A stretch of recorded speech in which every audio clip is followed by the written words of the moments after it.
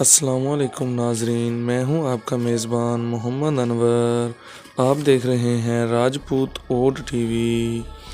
ناظرین، بات شروع کرنے سے پہلے ہمارا یوٹیوب چینل سبسکرائب کریں اور بیل آئیکن کو ضرور پریس کریں تاکہ تمام اس قوم کے متعلق نئی آنے والی ویڈیوز آپ کو جلد موصول ہو۔ ناظرین، بات کرتے ہیں راجپوت اوڈ برادری کی۔ ناظرین، یہ قوم بہت بڑے قافلے کے ساتھ اوڈ دیس سے ہجرت کر کے راجستھان، پنجاب اور سندھ میں پہنچی تھی۔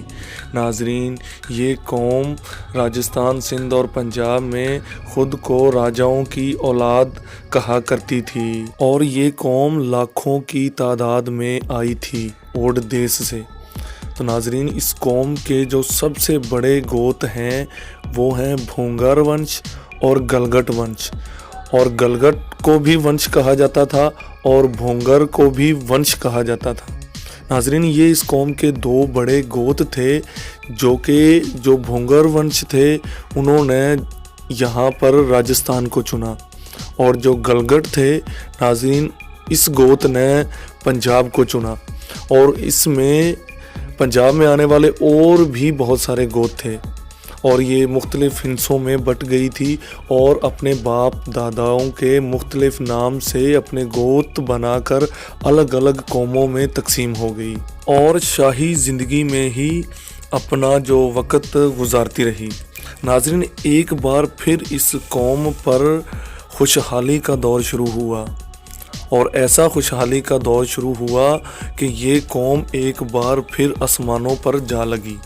اور اس قوم کی پھر سے بر صغیر پر سلطنت آئی جس کو راجپوتوں کا دور کہا جاتا ہے۔ ناظرین، جب راجپوتوں کی حکومت تھی تو بر صغیر پر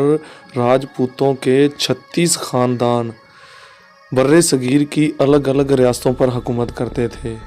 جن میں سے ایک خاندان تھا جو اتراکھنڈ کے ضلع رائے گڑھ پر حکومت کرتا تھا، اور یہ وہ ایک خاندان ہے جو اوڈ دیس میں پیچھے رہ گیا تھا،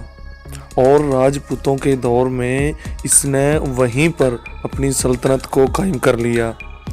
اور پھر ناظرین وقت تیزی کے ساتھ چلتا رہا، اور پھر ایک بار بر صغیر پر اسلام کی لہر اٹھی، وہ بھی اتراکھنڈ کے ضلع رائے گڑھ سے شروع ہوئی،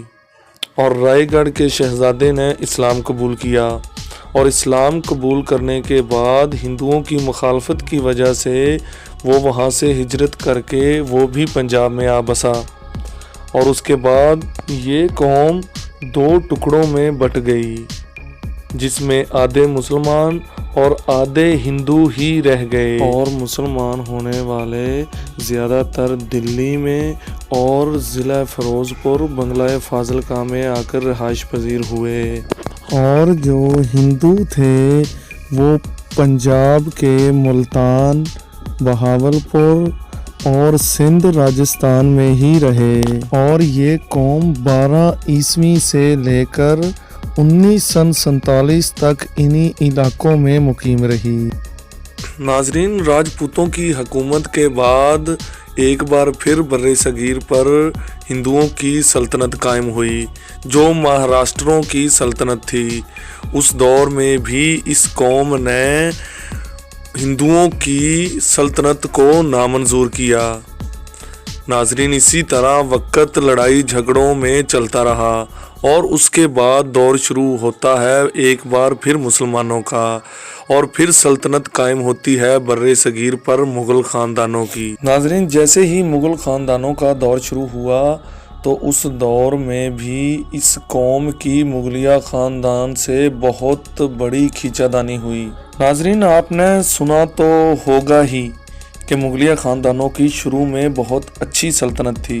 اور بعد میں مغلیہ خاندان نے ہر فرقہ اور ہر مذہب کی عورت سے شادی کی تھی، اور اس قوم کی سب سے بڑی جھڑپ مغلیہ خاندان کی اسی بات پر ہوئی تھی، اور اسی بات پر مغلیہ خاندان نے اس قوم کو اپنی سلطنت سے بے دخل رکھا، اور تعلیم جیسی نعمتوں سے بھی محروم رکھا، اور ویسے بھی یہ قوم ایک ضد پرست قوم تھی۔ راجپوت اوڈ قوم یہ بہت بڑی ضد پرست قوم تھی۔ یہ قوم کسی کے آگے سر نہیں جھکاتی تھی، چاہے اس میں ہندو تھے چاہے اس میں مسلم تھے۔ ناظرین، بھلے ہی اس قوم کے سر قلم ہو جاتے،